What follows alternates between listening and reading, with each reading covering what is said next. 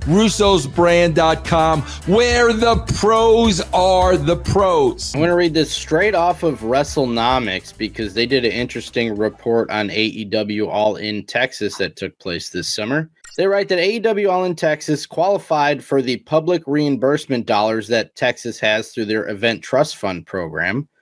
According to records obtained by WrestleNomics, the governor's office initially approved just over $1 million in combined state and local funding to help cover AEW's expenses. But they're going to end up getting somewhat less than that because attendance for the event was lower than expected. The funding approval was based on an estimated attendance of 33,000, including 32.5 thousand spectators. I don't know what the difference is there. There's this attendance number and then there's a spectator number. So I don't know where the discrepancy comes from, but they estimated the attendance at 33,490, including 32,500 spectators. But after the show, the officials submitted documentation saying that the actual attendance... You know what it is? It's probably paid versus comp. The total attendance would be taken into consideration comps. Spectators would be paid for seats. That's what it probably That would be the difference. Yeah. The officials submitted the documentation that the actual attendance ended up being 23,759, including 21,973 spectators, even though Tony Khan had said in the post-show press conference that he was pretty sure the attendance was 29,000, so he was about 8,000 off there. So because the figure that they were approved for was 29% below the estimate attendance, reimbursement amount that they get from Texas will be proportionally reduced, the Arlington city manager Trey Yelverton confirmed to WrestleNomics, which would be about $700,000 if they do it by scale. Right. Also, one draft of the contract shows that AEW's legal team attempted to control the information around the attendance. They sought to insert provisions that would have committed the city to keep secret any attendance information and help AEW make trade secret claims if there was a legal requirement to publicly reveal the numbers. The suggested confidentiality clause would have the city agree not to publish or disclose attendance figures, turnstile counts, drop counts, ticket numbers, revenues, or box office receipts, except when it would be legally unavoidable. And even then, AEW's language would have bound the city to notify the company in advance and assist in claiming that AEW's attendance information is a trade secret under Texas law. Another suggested clause would have sent legal disputes, if there were any, between AEW and the city into private binding arbitration instead of public court. AEW wanted its counterparty to waive its right to a jury trial and handle litigation only in private with AEW's chosen arbitration provider, JAMS. Those clauses didn't make it into the final version because the Arlington city manager told WrestleNomics it wouldn't have complied with state law. To do those things, I don't think is odd or unusual. I'm sure WWE probably takes the same steps and makes the same attempts to do those things. Any, corporation's going to want to do those things. Lie about your numbers? Of course. You think they're listen, this whole business is a work. You think that they're now going to just, you know what? Let's be honest about our success. No, they're going to inflate. All companies do that, not just wrestling. Everybody does that. Everybody does. It's all a work. There's none of it that's real. The companies inflate their sales.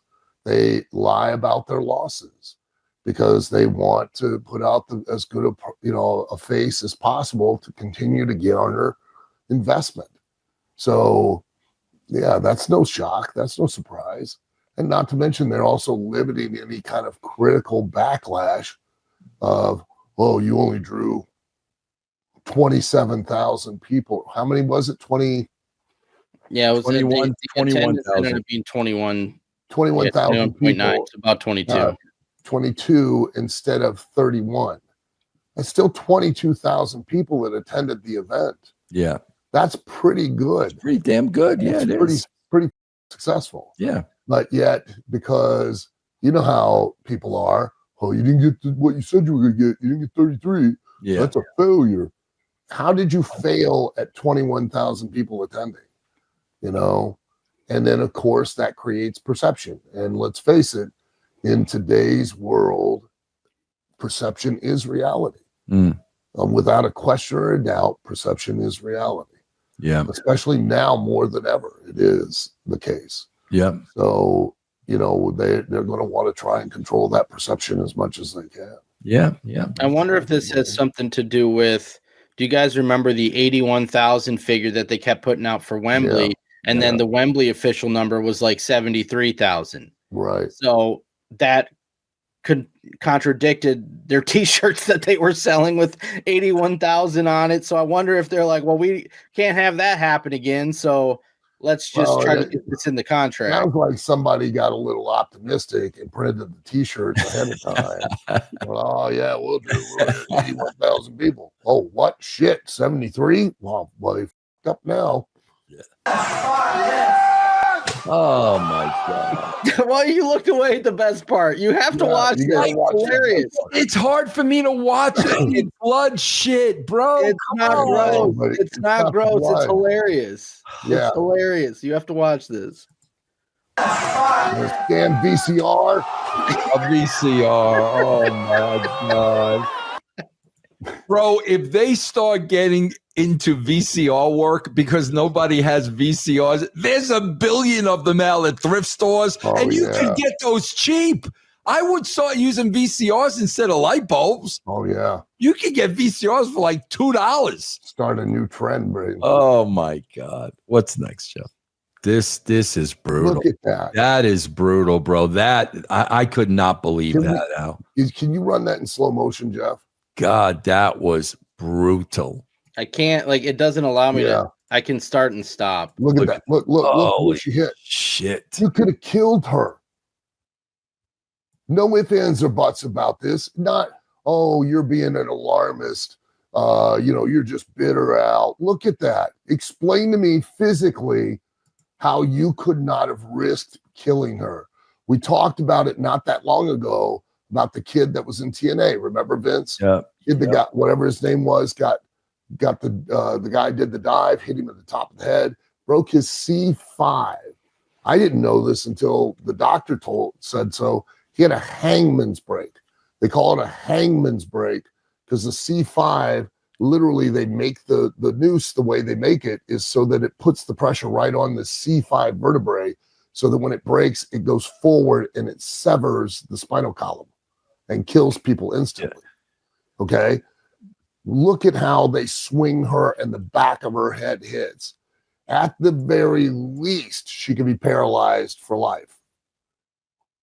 Okay?